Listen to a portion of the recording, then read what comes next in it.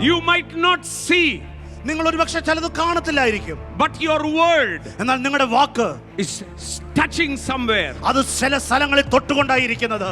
Jesus and his disciple യേശുവും തന്റെ ശിഷ്യന്മാരും were walking one day. ഒരു ദിവസം അവർ നടന്നു പോവുകയായിരുന്നു. They looked at the fig tree. അവർ ആ ആദ്യമനുഷ്യൻ കണ്ടു. Jesus looked there യേശു അതിനെ നോക്കി and said like this, എന്നിട്ട് ഇപ്രകാരം പറഞ്ഞു, there will be no more fruit from you. ഇനി നിന്നിൽ നിന്നും ആരും ഫലം കഴിക്കാതെ പോകട്ടെ. And went away.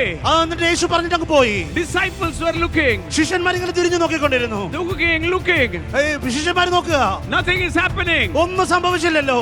But the next day, എന്നാൽ അടുത്ത ദിവസം when they were coming, അവർ തിരികെ മടങ്ങി വരുമ്പോൾ Peter shouted, പത്രോസ് ഉറക്കെ വിളിച്ചു പറഞ്ഞു, Master, ഗുരുവേ, the tree ആ മരം which you spoke about നീ പറഞ്ഞ സംസാരിച്ച ആ വൃക്ഷം has been dried from the root. വേരോട് കൂടെ ഉണങ്ങിപ്പോയിരിക്കുന്നു.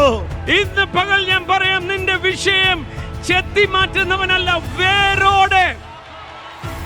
അതിന് നിന്റെ വാമൊഴിയുടെ ആവശ്യമുണ്ട്, നിന്റെ വാക്കിന്റെ ആവശ്യമുണ്ട്. ദൈവത്തിൽ നിന്നും ജനിച്ചവന്റെ വായിന്ന് പുറപ്പെടുന്നതാണ് ലോകത്തെ ജയിക്കുന്ന വിശ്വാസം.